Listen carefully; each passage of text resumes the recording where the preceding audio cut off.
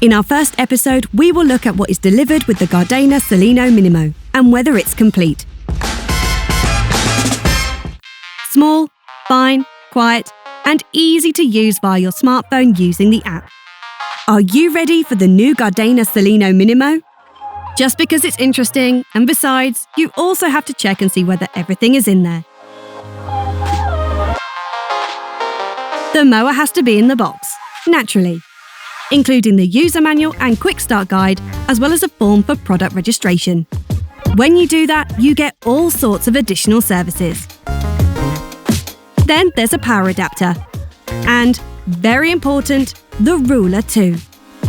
Then there are the screws for attaching the floor plate, cable connectors, and cable clamps to connect the cable to the charging station.